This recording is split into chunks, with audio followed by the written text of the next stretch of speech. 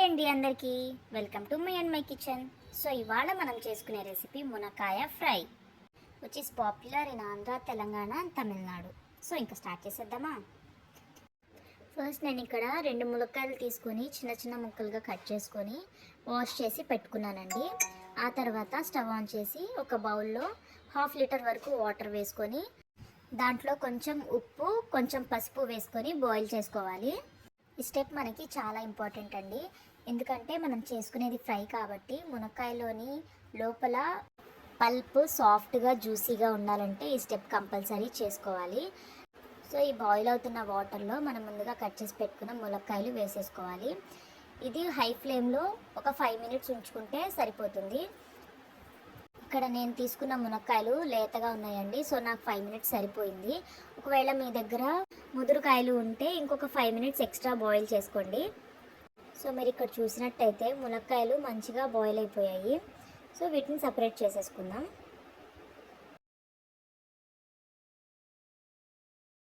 తర్వాత ఒక కడాయి తీసుకొని వేడయ్యాక ఆయిల్ వేసుకోవాలి. నేను ఇక్కడ 4 table spoons of oil use చేశాను.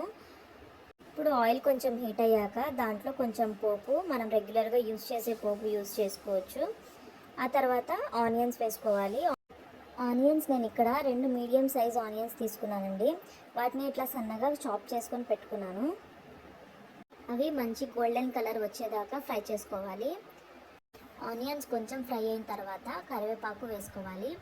నేను పోపులో కాకుండా ఇట్లానే వేసుకుంటానండి, అప్పుడు మనకి కరివేపాకు ఫ్లేవర్ బాగా తెలుస్తుంది. ఆ తర్వాత 2 గ్రీన్ చిల్లీస్ కట్ చేసుకొని వేసుకోవాలి. సో ఈ ఆనియన్స్ ఫ్రై అయ్యేలోపు ఒక స్పైసెస్ పౌడర్ ప్రిపేర్ చేసుకుందాం. దానికోసం ఒక 20 to 30 గ్రామ్స్ ఎండు కొబ్బరి తీసుకున్నాను. 10 వెల్లుల్లి రెబ్బలు వేసుకున్నాను. ఆ తర్వాత కొంచెం పుట్నాలు, కొంచెం ధనియాలు, కొంచెం జీరా, ఈ 5 ఇంగ్రీడియంట్స్ వేసుకొని పౌడర్ చేసుకొని పెట్టుకోవాలి. ఆనియన్స్ని మధ్య మధ్యలో ఫ్రై చేసుకుంటూ ఒక 50% ఫ్రై అయిన తర్వాత కొంచెం పసుపు, కొంచెం ఉప్పు, కొంచెం అల్లం వెల్లుల్లి పేస్ట్ వేసుకొని ఫ్రై చేసుకోవాలి.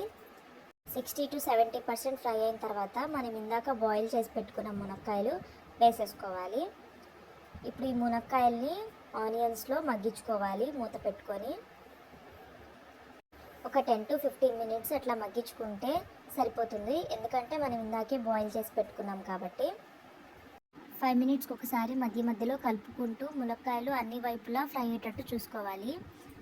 ఒకవేళ అడుగు మాడుతున్నట్టు అనిపిస్తే కొంచెం వాటర్ వేసుకోవచ్చు.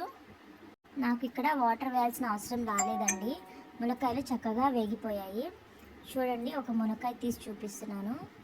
చక్కగా సాఫ్ట్గా లోపల పల్ప్ మొత్తం సాఫ్ట్ అయిపోయింది.